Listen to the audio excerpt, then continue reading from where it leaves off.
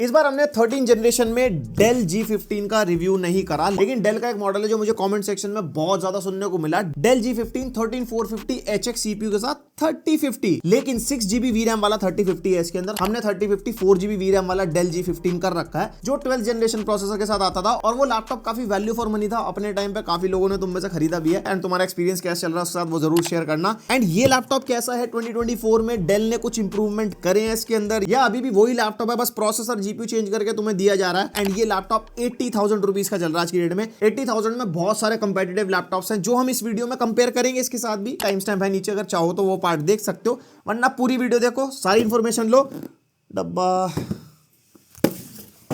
Start करते हैं सीधा लैपटॉप से। यहाँ पे हमारे को कुछ ऐसा लैपटॉप मिल जाएगा जिसकी लुक्स बिल्कुल सेम टू सेम 2022 वाले डेल G15 से मिलती है, एंड साथ में 240 वॉट का बड़ा सा पावर अडाप्टर हमारे को मिल जाता है, और पावर कॉर्ड तो ऑब्वियसली मिल ही जाएगी साथ में। एंड भाई 240 वॉट का अडाप्टर इतने भारी लैपटॉप के साथ लेके घूमना, मैं ये चीज स्पेसिफिकली क्यों बोल रहा हूँ ये मैं आपको आगे बताऊंगा। और भाई लैपटॉप की सुंदरता पहले नजर मार लेते हैं। यहाँ पे हमारे को बिल्कुल सेम टू सेम लैपटॉप मिलता है, यहाँ पे डिजाइन और लुक्स में कोई चेंज नहीं है। एंड ये जो कलर हमारे पास है ये डार्क ग्रे टाइप का कलर है, और यहाँ पे जो पीछे वाला पोर्शन है वो हमारे को ब्लैक कलर में मिल जाएगा। एंड ये पूरा लैपटॉप हमारा पॉलीकार्बोनेट बिल्ड में है, और यहाँ पे अगर टॉप लिड फ्लेक्स देखते हैं तो काफी कम मिलता है, क्योंकि डेल G15 की बिल्ड क्वालिटी यहाँ पे हमारे को सॉलिड मिलती है, और वेट डिस्ट्रीब्यूशन बढ़िया है, एक हाथ से लिड आराम से ओपन हो जाती है। एंड अगर कीबोर्ड फ्लेक्स भी यहाँ पे देखते हैं तो वो भी हमारे को काफी कम मिलता है, मतलब बिल्ड क्वालिटी के मामले में सॉलिड है। और मैक्सिमम इसकी टॉप लिड हमारी 110 डिग्री तक चली जाती है पीछे। और यहाँ पे जो इसका स्क्रीन वॉबल है वो भी हमारे को मिलता है जैसा लास्ट ईयर मिलता था, ज्यादा नहीं है और कम भी नहीं है, बट यस थोड़ा बहुत तो मिलेगा। और लेफ्ट साइड में हमारे को कुछ पोर्ट्स और एयर एग्जॉस्ट वेंट मिल जाएगा, राइट साइड में भी पोर्ट्स और एयर एग्जॉस्ट वेंट है, बाकी सारे पोर्ट्स इसके पीछे की तरफ है, और यहाँ पे एग्जॉस्ट वेंट मिलेंगे। इसमें ऑरेंज कलर का डिजाइन बन रखा है जो काफी कूल लगता है। एंड पीछे से हमारे को काफी प्लेन टाइप का डिजाइन मिल जाएगा, और ये ऊपर की तरफ हमारे एयर इनटेक के वेंट्स है। और भाई इस लैपटॉप का weight one of the heaviest laptop है ये, जो i5 वाला 3050 वाला लैपटॉप है, मतलब फुल फ्लेजेड लैपटॉप से भी हैवी। 2.6 kg का सिर्फ लैपटॉप है, और अगर आप चार्जर भी इंक्लूड कर देते हो तो 3 kg से ऊपर वेट हो जाता है, तो मतलब काफी भारी भरकम मामला है। बैग में लेके घूमोगे तो कंधों पे बढ़िया वाला जोर आएगा। एंड नाउ दी तकनीकी बातें, i5 13450 HX प्रोसेसर के साथ आता है, एंड HX सीरीज के प्रोसेसर सबसे ज्यादा पावरफुल होते हैं। अगर आपको हायरार्की बताऊं तो U सीरीज सबसे ज्यादा लो पावर वाली होती है, देन P थोड़े बेटर होते हैं, एंड H सीरीज थोड़ी और पावरफुल होती है, बेसिकली हाई परफॉर्मेंस वाली होती है, ज्यादातर गेमिंग लैपटॉप से हमारे को मिलती है। एंड जो HX सीरीज है ये सबसे ज्यादा पावरफुल होती है, सबसे ज्यादा पावर ड्रॉ ये करती है, एंड हाई परफॉर्मिंग लैपटॉप्स में आपको मिलेगी। और ये जो प्रोसेसर हमारा 10 कोर 16 थ्रेड्स वाला प्रोसेसर है, 6 P कोर्स है इसके अंदर एंड 4 E कोर्स है। Nvidia RTX 3050 हमारे को इसके अंदर मिलेगा, जो हमारा 6GB VRAM वाला वेरिएंट है, 95 वॉट TGP के साथ ही आता है। और इस GPU की अगर रैंकिंग करते हैं तो 3050 4GB वाले से ऑब्वियसली बेटर है, देन इसके ऊपर 3060 6GB आता है, और उससे ऊपर 4050 6GB आता है। एंड इन GPUs के अंदर वॉटेज भी मैटर करती है, कोई कम वॉटेज ड्रॉ करता है, कोई ज्यादा करता है, तो उस पर भी परफॉर्मेंस वेरी करती है। तो रिव्यू वगैरह आप चेक कर लिया करो लैपटॉप बाय करने से पहले, वॉटेज जरूर जान लिया करो लैपटॉप के GPU की, उससे गेमिंग पे और प्रोडक्टिविटी पे दोनों पे इंपैक्ट पड़ता है। 16GB रैम मिल जाएगी यहाँ पे हमारे को DDR5 डुअल चैनल में 4800 मेगाहर्ट्ज क्लॉक स्पीड वाली, एंड मैक्सिमम 32GB तक आप इसको अपग्रेड कर सकते हो। 512GB की Gen 4 SSD के अंदर हमारे को मिलती है, जिसकी रीड एंड राइट स्पीड आपके सामने है। एंड ये जो रीड एंड राइट स्पीड है डिसेंट Gen 4 SSD वाली है, मतलब कम भी नहीं है और प्रॉपर 7500 Mbps होती है वो भी नहीं है, बट यस मैं कह सकता हूं अच्छी स्पीड्स हैं प्राइस के हिसाब से। एंड स्टोरेज एक्सपेंशन के मामले में 2 SSD स्लॉट हमारे को मिलते हैं, एक में फुल साइज वाली SSD लगती है एंड एक में छोटी साइज वाली SSD लगती है, एंड 1 TB पर स्लॉट ये हो जाना चाहिए, ब्रांड ने कहीं पे मेंशन नहीं कर रखा है। और कनेक्टिविटी के मामले में Wi-Fi 6 एंड ब्लूटूथ वर्जन 5.2 इसके अंदर हमारे को मिलेगा, and MS office home and student के साथ ही आता है। तो अगर आपको डॉक्यूमेंटेशन वाला काम करना हो, आप एक स्टूडेंट हो, तो गेमिंग के साथ साथ वो सब भी आप इस पर कर सकते हो। और अगर आप भी देहरादून या उत्तराखंड से हो एंड अगर ये वीडियो देख रहे हो तो ये वाला पार्ट आपके लिए, वरना आप टाइम स्टैम्प देख के आगे जा सकते हो। एंड अगर आप भी अपने लिए एक ऐसा गेमिंग लैपटॉप ढूंढ रहे हो, या सिर्फ गेमिंग लैपटॉप ही नहीं, convertible thin and light gaming कोई भी लैपटॉप आपको लेना हो, तो लैपटॉप स्टोर आप विजिट कर सकते हो, जो आपको कैपरी ट्रेड सेंटर देहरादून में मिल जाएगा। यहाँ पे सारी वैरायटी के लैपटॉप्स अवेलेबल है, एंड सारे पेमेंट मोड्स भी अवेलेबल है, कैश भी है, क्रेडिट भी है, EMI पे लैपटॉप लेना हो, किडनी विडनी अगर गिरवी रखनी हो तो वो आपकी मर्जी है। बाकी कॉन्टैक्ट डिटेल्स और एड्रेस मैं आपको डिस्क्रिप्शन में दे दूंगा, वहां पे जाने से पहले कॉल या व्हाट्सएप कर लेना, सही लैपटॉप स्टोर पे ही जाना। एंड अगर बात करते हैं इस लैपटॉप के कीबोर्ड की, तो यहाँ पे हमारे को फुल साइज का कीबोर्ड मिल जाता है, नंपैड इंक्लूडेड है, एंड यहाँ पे हमारे को 4 जोन RGB वाला कीबोर्ड मिलता है। इसके एलियनवेयर कमांड सेंटर में जैसे कि आप देख सकते हो, यहाँ पे डिफरेंट जोन्स है, जिसके अंदर हम डिफरेंट कलर्स लगा सकते हैं। एंड चाहे तो सारी कीज पे भी आपको कोई कलर लगाना हो या डिफरेंट इफेक्ट आपको लगाना हो, जैसे morph, pulse, colour, breathing, spectrum, बहुत सारे इफेक्ट्स हैं, तो वो हम इसके कीबोर्ड पे सेटअप कर सकते हैं। एंड कीबोर्ड की टाइपिंग फील ना ओके साइड है, क्योंकि कीज हमारी यहाँ पे फ्लैट मिलती है हमारे को, की ट्रैवल वगैरह इसका डिसेंट साइड साइड है, मतलब टाइपिंग करने में कोई ऐसा इशू तो नहीं होता, लेकिन वो वाइब नहीं आती टाइप करते हुए। और एक और डिसअपॉइंटमेंट इसके कीबोर्ड को लेकर जो मेरे को लगता था इंप्रूव हो जाएगी 2023 वाले वेरिएंट में, जो इन्होंने नहीं करी, वो है इसकी एरो कीज। भाई इतनी छोटी छोटी एरो कीज है ना, यहाँ पे आप देख सकते हो, और पेज अप और डाउन का बटन भी बिल्कुल जुड़ा हुआ है, तो बहुत ही एक्सीडेंटल क्लिक्स आपके यहाँ पे हो जाएंगे। एंड भाई इसका ट्रैक पैड, उसके अंदर भी कोई इंप्रूवमेंट नहीं है, छोटा सा यहाँ पे हमारे को ट्रैक पैड मिलता है। ट्रैक पैड चलने में तो कोई दिक्कत नहीं है, मल्टी जेस्चर वगैरह को सपोर्ट करता है, फुली क्लिकेबल वाला है, चलने बढ़िया है। लेकिन भाई इसका जो साइज है ना, साइज मैटर्स यार, मतलब ट्रैक पैड में थोड़ा सा इंप्रूवमेंट करना चाहिए था। बहुत छोटा ट्रैक पैड है, और अगर आप ज्यादा ट्रैक पैड यूज करते हो अपने डॉक्यूमेंटेशन वगैरह में या प्रोडक्टिव काम में, तो आपको ये डिसअपॉइंट कर सकता है कि लगेगा ये उंगली चलाई और क्या बात भाई साहब, हमारी जमीन खत्म हो गई। और अगर आप वर्किंग प्रोफेशनल हो, कैलकुलेटर वगैरह ज्यादा यूज करते हो, तो डेडिकेटेड कैलकुलेटर की की हमारे को नंपैड के ऊपर मिल जाएगी, दबाते कैलकुलेटर खुल जाएगा और अपना हिसाब किताब शुरू आपका।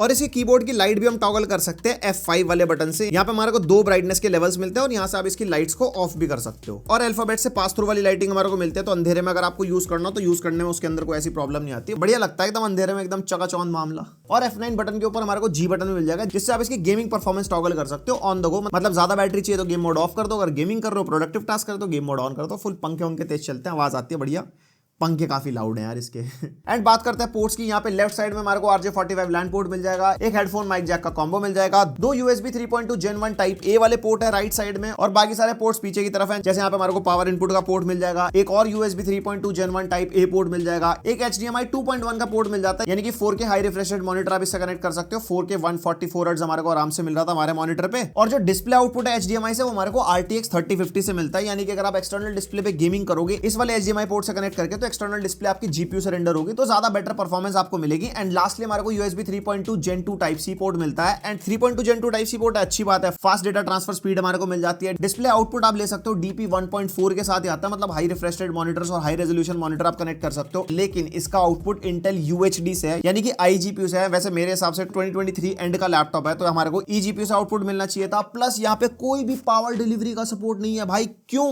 मतलब आज की रेट में थिन एंड लाइट लैपटॉप उठा लो, हाई एंड गेमिंग लैपटॉप उठा लो, कोई भी रेंज का अगर हम लैपटॉप देखते हैं, पावर डिलीवरी टाइप सी से हमारे को सबके अंदर मिलती है। इसमें लास्ट जनरेशन में भी नहीं थी और अब भी नहीं है। इंप्रूवमेंट के मामले में अभी तक तो कहीं से कहीं तक कोई स्कोप नजर नहीं आ रहा, जैसा था वैसा ही है, बस स्पेक्स का डिफरेंस लग रहा है। और हाँ, डिस्प्ले आउटपुट की मैं बात कर रहा था, इसकी इंटरनल डिस्प्ले का आउटपुट आप चेंज कर सकते हो। यस, ये लैपटॉप मक स्विच के साथ आता है, लेकिन अभी भी इसका मक स्विच इसकी बायोस के अंदर ही है। यहाँ पे हमारे को एलियनवेयर कमांड सेंटर के अंदर कोई ऑप्शन नहीं मिलता DGPU iGPU वाला, आपको बायोस में जाना पड़ेगा, जहां से आप इसके डिस्प्ले का आउटपुट चेंज कर सकते हो फ्रॉम iGPU टू eGPU। अगर आपको ज्यादा प्रोडक्टिव और गेमिंग टास्क करने हैं तो eGPU पे रखो। अगर आपको कोई लो एंड टास्क करने हैं, जैसे कि आपको कोई डॉक्यूमेंट वाला काम हो गया, मूवी वगैरह आप देखते हो, आपको बैटरी बैकअप ज्यादा चाहिए, तो आप इसको iGPU पे शिफ्ट कर सकते हो, जिससे आपको बैटरी बैकअप ज्यादा मिलेगा। और इस लैपटॉप के अंदर हमारे को एलियनवेयर कमांड सेंटर मिल जाएगा। यहाँ पे हमारा लैपटॉप बन के आ रहा है, नीचे सारे स्टैट्स मिल जाएंगे, CPU GPU फैन स्पीड वगैरह के, और यहाँ पे डिफरेंट मोड्स मिल जाते हैं, जैसे बैटरी है, क्वाइट है, बैलेंस्ड और परफॉर्मेंस मोड यहाँ पे हमारे को मिल जाएगा। इधर सारे गेम्स हमारे ऐड ऑन हो जाते हैं। और यहाँ पे सेकंड टैब हमारे को फिर से परफॉर्मेंस का मिलता है, ये थोड़ा डिटेल में मिलता है। एंड यहाँ पे हमारे को कस्टम मोड भी मिल जाता है। कस्टम मोड का फायदा पता है क्या है? यहाँ पे हम इसका ऑफसेट सेट कर सकते हैं कि टेम्परेचर ज्यादा जा रहे हो तो वो वहां पे आप सेट कर सकते हो, फैन की स्पीड्स वगैरह भी सेट कर सकते हो। और सेम चीज हमारे को GPU में मिल जाएगी। बेसिकली इंटरनल हमारी अंडर वोल्टिंग होगी, जो आप अपने हिसाब से सेटअप कर सकते हो अगर ज्यादा टेम्परेचर जाते हैं तो। उसके बाद एलियन एफएक्स यहाँ पे हमारे को मिल जाता है, जिसके अंदर हम कीबोर्ड के इफेक्ट्स वगैरह चेंज कर सकते हैं, जो आपको ऑलरेडी बता चुका हूँ। यहाँ पे लाइब्रेरी हमारे को मिल जाएगी, जहाँ पे सारे गेम्स ऐड हो जाएंगे। और इस लैपटॉप में डॉल्बी एटमॉस का सपोर्ट मिलता है। यहाँ पे टैप करते हैं डॉल्बी की एप्लीकेशन हमारी खुल जाती है। और भाई डिस्प्ले में भी यहाँ पे कोई इंप्रूवमेंट नहीं है, सेम हमारे को 15.6 इंचेस की फुल HD डिस्प्ले यहाँ पे मिलती है। 16:9 वाली ही डिस्प्ले, यानी कि रेजोल्यूशन 1920x1080 है। 120 हर्ट्ज का रिफ्रेश रेट यहाँ पे हमारे को मिलता है। पीक ब्राइटनेस हमारे को 290 निट्स के आसपास मिलते हैं, जो हमने अपनी डिवाइस से टेस्ट करी थी। एंड जो यहाँ पे कलर गैमेट है वो भी हमारे को बेसिक मिलता है, जैसे कि 67% sRGB, 48% NTSC एंड 50% P3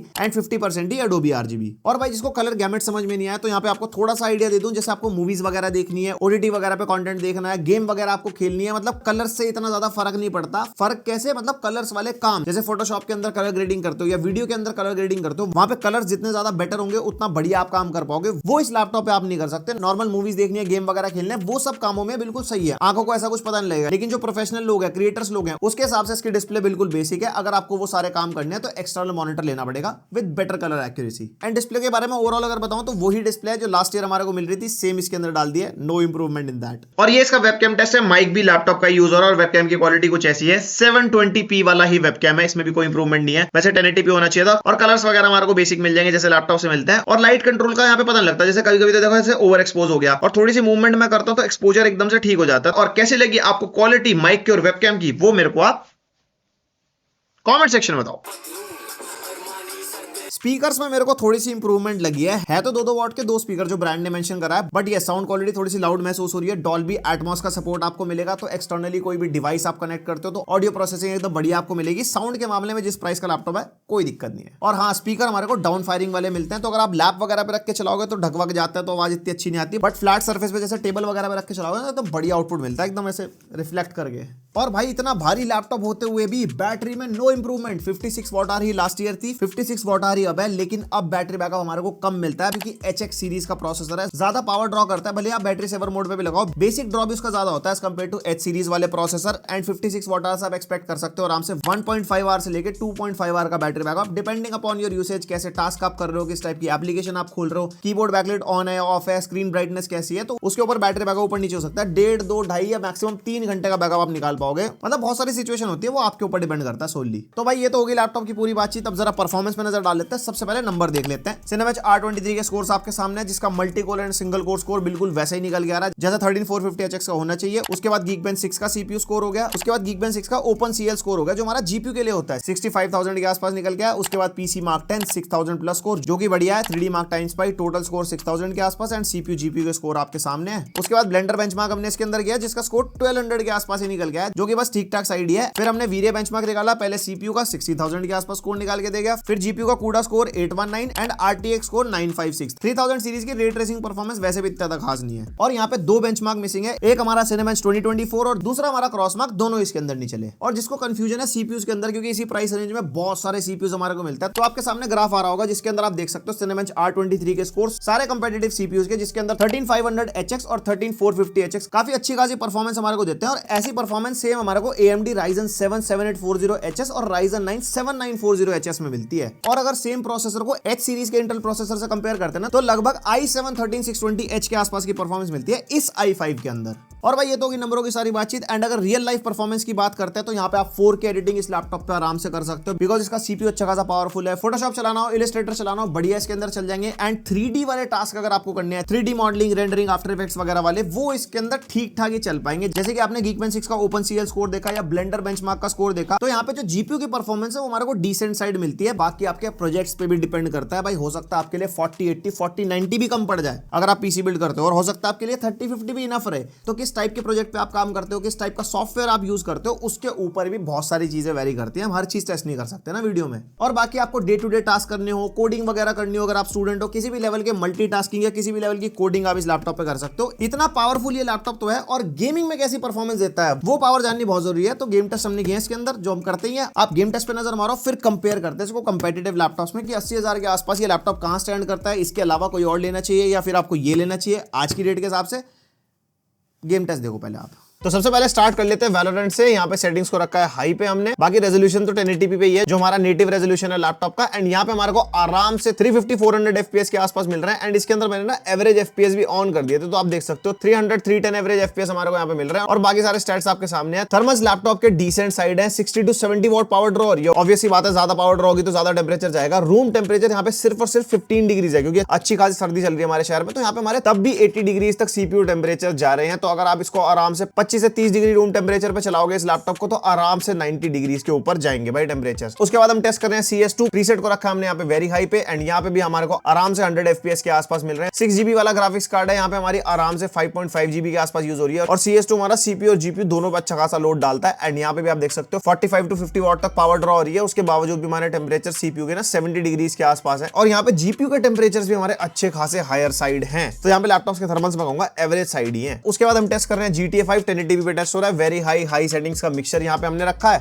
और यहाँ पे GTA 5 में हमारे को आराम से 130-140 FPS के आसपास मिल रहे हैं। इसके अंदर एवरेज FPS में कुछ ग्लिच था, क्या था पता नहीं, 68-69 के आसपास यहाँ पे अटक गया था। बाकी आप एवरेज देख ही सकते हो, अच्छे खासे हमारे को मिल रहे हैं 130-140 के आसपास। और बाकी सारे स्टैट्स आपके सामने, अपने आप देख ही सकते हो क्या टेम्परेचर, क्लॉक स्पीड और ये वोल्टेज वगैरह। उसके बाद वी आर टेस्टिंग दूर का रोना छठा part, I mean Far Cry 6 ultra settings पे कर रहे हैं टेस्ट। यहाँ पे कोई भी अपस्केलिंग का मेथड हमने यूज नहीं करा है, जैसे कि FSR वगैरह हमारे को इसके अंदर मिलता ही है। और यहाँ पे Far Cry 6 में हमारे को 70 FPS के आसपास मिल रहा है और एवरेज एफपीएस इतने ज्यादा क्यों दिखा रहा है, क्योंकि मेन्यू में इतने ज्यादा एफपीएस होते हैं ना, तो उसकी वजह से एवरेज एफपीएस ना पहले ही बहुत ज्यादा दिखाना शुरू कर दिया था, फिर आप देख सकते हो धीरे धीरे वो कम हो रहा है। तो एवरेज एफपीएस हमारे 65-70 के आसपास निकल के आ रहा है और बाकी सारे स्टैट्स तुम्हारे सामने है। 40 वॉट के आसपास सीपीयू पावर ड्रॉ कर रहा है, तो उसके साथ 70 डिग्रीज के आसपास सीपीयू टेम्परेचर है और 70 डिग्रीज के आसपास ये जीपीयू टेम्परेचर है, जो कि मैं कहूंगा भाई हायर साइड है। सिर्फ 90 वॉट तक ही तो पावर ड्रॉ कर रहा है और इतना ज्यादा जीपीयू टेम्परेचर नहीं होना चाहिए। रूम टेम्परेचर हमारा 16 डिग्रीज के आसपास है। उसके बाद हम टेस्ट करें Forza Horizon 5, जिसमें हमने प्रीसेट को रखा है एक्सट्रीम पे और एक तरफ डीएलएसएस ऑफ है, एक तरफ डीएलएसएस को रखा है क्वालिटी पे। और यहाँ पे हमेशा की तरह Forza Horizon 5 में सेम ही एफपीएस मिल रहा है हमारे को डीएलएसएस की डिफरेंट कंडीशन पे 35 to 40 एफपीएस मिल रहे हैं एक्सट्रीम सेटिंग्स पे। तो अगर आपको इससे ज्यादा एफपीएस चाहिए तो आप कम सेटिंग्स पे इसको खेल सकते हो। परफॉर्मेंस ठीक निकाल के दे रहा है लैपटॉप, परफॉर्मेंस के मामले में ऐसा कोई दिक्कत नहीं है। एंड उसके बाद हम टेस्ट कर रहे हैं RDR2। यहाँ पे प्रीसेट को रखा है फेवर क्वालिटी पे, यानी कि सब कुछ हमारा अल्ट्रा पे और एक तरफ लेफ्ट साइड में डीएलएसएस ऑफ है, राइट साइड में रखा है क्वालिटी पे। एंड यहाँ पे हमारे को आराम से 45-50 एफपीएस के आसपास मिल रहे हैं और वही डीएलएसएस लगाने के बाद 5-10 एफपीएस का जंप हमारे को मिल रहा है। और यहाँ पे जैसे कि हमारी सीपीयू वॉटेज काफी कम है, लाइक 35 to 40 वॉट के आसपास जा रही है, उसके बावजूद भी सीपीयू टेम्परेचर्स अबव 70 डिग्रीज हैं, 70-75 के आसपास। तो यहाँ पे मैं कहूंगा अगर भाई रूम टेम्परेचर बढ़ेगा तो ये टेम्परेचर्स भी बढ़ेंगे और वो भी अच्छे खासे बढ़ेंगे। Then we tested Cyberpunk. यहाँ पे हमने डीएलएसएस को एक तरफ ऑफ रखा है, एक तरफ क्वालिटी पे, एंड यहाँ पे प्रीसेट है हमारा अल्ट्रा पे, लेकिन रे ट्रेसिंग अभी हमने ऑफ रखी है। पहले नॉर्मल परफॉर्मेंस देख लेते हैं। और यहाँ पे नॉर्मल परफॉर्मेंस में हमारे को 45 एवरेज एफपीएस मिल रहे हैं डीएलएसएस ऑफ पे, और वहीं पे डीएलएसएस लगाने के बाद हमारा 5-10-15 एफपीएस का जंप हमारे को मिल रहा है। तो यहाँ पे 60 एफपीएस वाली बढ़िया गेमिंग आप कर सकते हो रे ट्रेसिंग ऑफ पे, और बाकी सारे स्टैट्स आपके सामने है ही। उसके बाद हमने सेम सेटिंग्स रखी, लेकिन रे ट्रेसिंग को हमने अल्ट्रा पे कर दिया था। मैंने कहा अब बताओ भाई साहब कितना झेल पाएगा लैपटॉप। तो यहाँ पे रॉ परफॉर्मेंस में तो लैपटॉप ने कह दिया भैया नहीं, हमारे से नहीं चल पाएगा। साइबरपंक बिल्कुल कम एफपीएस आ रहे हैं, लेकिन डीएलएसएस लगने के बाद ठीक ठाक परफॉर्मेंस हमारे को मिल रही थी, लाइक 30-35 एवरेज एफपीएस, जो इतने ज्यादा अच्छे प्लेबल नहीं होते। बट यस यहाँ पे रे ट्रेसिंग अल्ट्रा पे आप चाहो तो उसको थोड़ा क्वालिटी गिरा सकते हो, प्रीसेट को आप अल्ट्रा से हाई पे कर सकते हो, उसके बाद अच्छे एफपीएस निकल ही जाएंगे। उसके बाद हम टेस्ट करें लास्ट ऑफ अस। यहाँ पे प्रीसेट को रखा हमने हाई पे, लेफ्ट साइड में डीएलएसएस ऑफ है, राइट साइड में रखा क्वालिटी पे। एंड यहाँ पे हमारे को एवरेज 35 to 40 एफपीएस के आसपास मिल रहा है और डीएलएसएस लगाने के बाद 5-7 एफपीएस ऊपर नीचे हो रहे हैं। एंड हाई सेटिंग्स पे 30-50-60 जीबी ठीक ठाक परफॉर्मेंस निकाल के दे रहा है लास्ट ऑफ अस जैसे गेम में, जो काफी ज्यादा जीपीयू डिमांडिंग भी है। और जीपीयू की कंजम्पशन आप देख सकते हो 5 जीबी के आसपास कंज्यूम हो रही है। एंड आज की डेट में 16 जीबी रैम कितनी इंपॉर्टेंट आप देख सकते हो। हर गेम में हमारी रैम 14, 15, 16 जीबी के आसपास कंज्यूम हो रही है। एंड यहाँ पे सीपीयू जीपीयू के टेम्परेचर्स और बाकी सारे स्टैट्स आपके सामने है। गेमिंग की परफॉर्मेंस ठीक है according to price point. And उसके बाद हम टेस्ट करें स्पाइडरमैन मुरली भैया। यहाँ पे हमने ग्राफिक्स का प्रीसेट रखा है वेरी हाई पे और डीएलएसएस एक तरफ ऑफ है, एक तरफ क्वालिटी पे, लेकिन रे ट्रेसिंग को भी ऑफ रखा है हमने पहले वाले सीन में ना। और यहाँ पे स्पाइडरमैन में हमारे को आराम से 70 एवरेज एफपीएस मिल रहा है दोनों सिनेरियोज में। डीएलएसएस में इतनी अच्छी परफॉर्मेंस मिलती नहीं है हमारे को RTX 3000 सीरीज वाले कार्ड्स में, तो यहाँ पे ज्यादा डिफरेंस भी नहीं आता, 5-7-10 एफपीएस का डिफरेंस आता है। बट यस यहाँ पे गेमिंग की परफॉर्मेंस अच्छी निकल के आ रही है। उसके बाद मैंने सोचा चलो रे ट्रेसिंग की परफॉर्मेंस भी देख लेते हैं। सारी सेटिंग सेम रखी है, लेकिन इस बार हमने रे ट्रेसिंग को हाई पे कर दिया था। और रे ट्रेसिंग को हाई पे करने के बाद हमारे एफपीएस गिर के 40 तक आ चुके हैं। 40, 50, 60 एवरेज एफपीएस हमारे को मिल रहे हैं, जो कि अच्छे खासे प्लेबल होते हैं। और ये परफॉर्मेंस मैं आपको वेरी हाई प्रीसेट पे दिखा रहा हूं। अगर आपको इससे ज्यादा एफपीएस निकालने का मन बने तो आप हाई पे खेल लो, वो अपने हिसाब से ट्वीक आप कर सकते हो। मैंने आपको हाईएस्ट दिखा दिया। Then we tested Call of Duty Warzone. यहाँ पे प्रीसेट हमने एक्सट्रीम पे रखा था, मैंने कहा बिल्कुल हाईएस्ट सेटिंग पे चेक कर देंगे। एक तरफ डीएलएसएस को ऑफ रखा है, दूसरे को रखा है क्वालिटी पे। एंड यहाँ पे कॉल ऑफ ड्यूटी वॉरज़ोन में हमारे को रॉ परफॉर्मेंस में तो देखो अच्छे एफपीएस नहीं मिल रहे। यहाँ पे हमारे को 40-50 एवरेज एफपीएस के आसपास मिल रहे हैं, लेकिन डीएलएसएस को लगाने के बाद हमारे को थोड़े से अच्छे एफपीएस मिल रहे हैं, लाइक 60-70-80 के आसपास। और ये एक्सट्रीम प्रीसेट पे टेस्ट हो रहा है। अगर यही प्रीसेट आप थोड़ा कम कर दोगे तो आपको और भी अच्छे एफपीएस मिल जाएंगे। उसके बाद हम टेस्ट करें जंग का भगवान यानी कि गॉड ऑफ वॉर, और यहाँ पे प्रीसेट को रखा है हमने अल्ट्रा पे। एंड यहाँ पे डीएलएसएस हमारे को सपोर्ट मिलता है, तो लेफ्ट साइड पे ऑफ है, राइट साइड में क्वालिटी पे। और यहाँ पे हमारे को एवरेज 40-50-60 एफपीएस के आसपास मिल रहा है दोनों सिनेरियोज में, जो कि अच्छे खासे प्लेबल होता है। अल्ट्रा सेटिंग पे खेल दिया, उससे ज्यादा एफपीएस चाहिए तो कम सेटिंग्स कर लो। उसके बाद हम टेस्ट कर रहे हैं हॉगवर्ट्स लेगेसी। इसके अंदर भी हमने डीएलएसएस का सिनेरियो सेम रखा है, एक तरफ ऑफ है, एक तरफ क्वालिटी पे। प्रीसेट यहाँ पे अल्ट्रा रखा है एंड रे ट्रेसिंग को भी अल्ट्रा रखा है। उसके बाद यहाँ पे रॉ परफॉर्मेंस तो अच्छी नहीं आ रही, 10-12 एफपीएस है, जो कि प्लेबल नहीं है। लेकिन अगर डीएलएसएस की परफॉर्मेंस आप देखोगे तो उसके अंदर हमारे को 20-25 एफपीएस मिल रहे हैं रे ट्रेसिंग के साथ। अगर आपको इससे ज्यादा एफपीएस चाहिए तो रे ट्रेसिंग आप ऑफ कर सकते हो, प्रीसेट को अल्ट्रा की जगह हाई पे या मीडियम पे खेल सकते हो। ये मैक्सिमम वाली परफॉर्मेंस आपको दिखा दी मैंने। तो ओवरऑल इस लैपटॉप की परफॉर्मेंस को अगर कंक्लूड करते हैं तो 60 एवरेज एफपीएस की गेमिंग आप कर सकते हो AAA टाइटल्स में फुल एचडी रेजोल्यूशन में। एंड अगर हम थर्मल्स को जज करते हैं इस लैपटॉप के तो थर्मल्स हमारे एवरेज साइड है, क्योंकि इसका सीपीयू HX सीरीज का सीपीयू है, अच्छी खासी वोल्टेज वो ड्रॉ करता है। लेकिन कंपनी ने थर्मल सिस्टम को इतना इंप्रूव ही नहीं करा कि वो उस वोल्टेज को झेल पाए, उसके टेम्परेचर्स को कंट्रोल कर पाए। आप खुद सोच के देखो 15 to 16 डिग्रीज रूम टेम्परेचर पे हम गेम खेल रहे हैं और 80+ डिग्री सीपीयू टेम्परेचर जा रहा है, तो उससे आप अंदाजा लगा सकते हो अगर 30+ डिग्रीज रूम टेम्परेचर में खेलेंगे तो कहां टच करेंगे इसके टेम्परेचर्स। चलो भाई, ये तो होगी लैपटॉप की पूरी परफॉर्मेंस वाली बातचीत। अब कर लेते हैं इसको कंपेयर इसी रेट के और दूसरे लैपटॉप से, जिसमें सबसे पहला और सबसे डिमांडेड लैपटॉप है Acer Nitro V, जो आपको आज की डेट में वो भी 80,000 का ही मिल जाता है। एंड दोनों लैपटॉप में डिफरेंसेस क्या है वो आपके सामने आ रहे होंगे। सारा कुछ लगभग सेम सा ही मिलता है, लेकिन मेजर डिफरेंस आता है यहाँ पे सीपीयू में और जीपीयू में। Dell G15 में सीपीयू बेटर है, विच इज 13450HX, लेकिन लेकिन एसर नाइट्रो वी में 4050 हमारे को मिलता है 75 वॉट वाला, लेकिन वो फिर भी 3050 95 वॉट वाले से बेटर परफॉर्म करता है in terms of gaming and productivity as well. और अगर सीपीयू में डिफरेंस देखते हैं तो यहाँ पे मल्टी कोर में हमारे को 42% का डिफरेंस मिलता है एंड सिंगल कोर में 8% का डिफरेंस मिलता है। सिनेमैक्स R23 के हिसाब से मैं आपको दिखा रहा हूं, लेकिन डिफरेंस काफी मेजर है, तो ये आपके ऊपर डिपेंड करता है। अच्छा सीपीयू तो डेल G15 और अच्छा जीपीयू तो एसर नाइट्रो वी। कहीं ना कुछ ना कुछ सैक्रिफाइस करना पड़ेगा एंड मेजर डिफरेंस इन दोनों लैपटॉप्स में, दोनों के जॉनरास बहुत डिफरेंट है। वो thin and light gaming laptop है, ये फुल फ्लेजेड गेमिंग लैपटॉप है,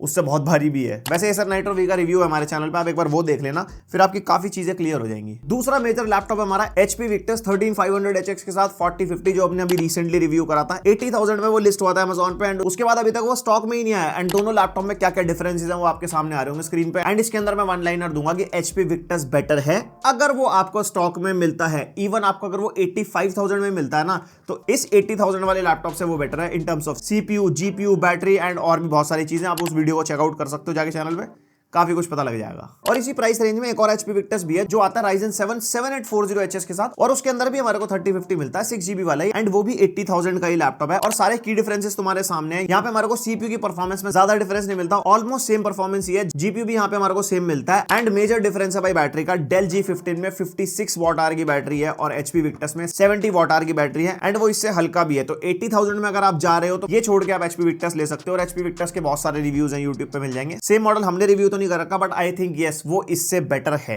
और एक Lenovo Lock भी है, सेम स्पेसिफिकेशन के साथ आता है जो भी मैं HP Victus बता रहा था ना, Ryzen 7 के साथ 3050 वाला। एंड डिफरेंसेस क्या क्या दोनों लैपटॉप में वो आपके सामने है। एंड मेजरली एज सच कोई डिफरेंस है भी नहीं। तो अगर आपको Lenovo Lock पसंद आता है लुक वाइज या डिजाइन वाइज, आप वो ले सकते हो, या ये पसंद आता है ये ले सकते हो। वैसे मेरे हिसाब से Lenovo Lock से थोड़ा बल्की है। Lenovo Lock थोड़ा स्लीक और सिंपल सा लैपटॉप लगता है, लेकिन अगर बिल्ड क्वालिटी को कंपेयर करूं ना तो Lenovo Lock से better build quality Dell G15 की है। काफी स्टडी फील होता है ये। बाकी आपकी चॉइस है दोनों में से कौन सा आपको लेना है। हमने वैसे ये वाला लॉक चैनल पर रिव्यू कर रखा है। उस वीडियो के अंदर अगर आप देखोगे ना तो भाई CPU टेम्परेचर्स बहुत ज्यादा जा रहे हैं। अब पता नहीं वो मेरे वेरिएंट में प्रॉब्लम थी, तो उस वीडियो का कमेंट सेक्शन भी देख लेना, उसमें लोगों ने अपना फीडबैक शेयर किया होगा जिन्होंने भी वो वेरिएंट बाय किया है। तो बस ये था मेरी तरफ से पूरा रिव्यू। डेल G15 2023 वाला वेरिएंट है एंड इस लैपटॉप के लिए मैं कहूंगा कि भाई कोई एज सच इंप्रूवमेंट नहीं है, सिर्फ स्पेसिफिकेशन चेंज करके आपको सेम लैपटॉप पकड़ा दिया जो 2022 में था। वही डिस्प्ले, वही बैटरी, वही कीबोर्ड, वही ट्रैक पैड, सारी चीजें मैंने आपको इस वीडियो में बताई थी। तो आपके क्या थॉट्स है इस लैपटॉप के बारे में, वो मेरे को कमेंट में जरूर बताना है। एंड अगर आपका बजट 80,000 से ऊपर है, 90 तक आप जा सकते हो, तो Asus ROG Strix 13450HX 3050 वाला आप ले सकते हो, क्योंकि उसके अंदर बैटरी बैकअप अच्छा मिलेगा, लुक वाइज वो अच्छा है, बिल्ड वाइज वो अच्छा है, डिस्प्ले उसके अंदर बहुत अच्छा, जो काफी हद तक उसके प्राइस को जस्टिफाई भी करता है। उसका रिव्यू भी है चैनल पे, आप वो चेकआउट कर सकते हो। एंड अगर उससे ऊपर भी बजट है आपका तो Acer Predator Helios Neo 16 के लिए आप जा सकते हो। अंडर 1 लाख वाले लैपटॉप में आपको बता रहा था। बाकी बस ये था वीडियो में आज के लिए। अगर पसंद आई वीडियो तो लाइक मार देना, पहली बार आया तो सब्सक्राइब, और कोई सजेशन, कोई फीडबैक कमेंट सेक्शन खुला है। मिलता है नेक्स्ट वीडियो, तक के लिए बाय।